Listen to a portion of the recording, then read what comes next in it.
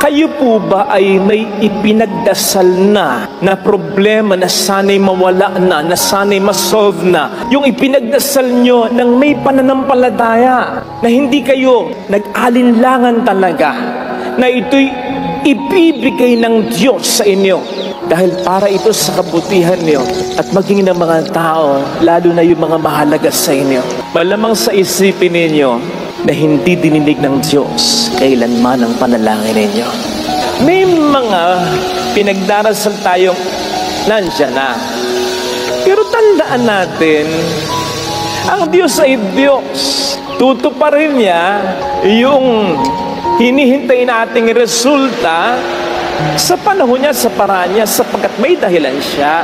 Higit sa hinihingi nating blessing, tayo ang gusto ng Diyos na mapalapit sa Kanya na source of all blessing.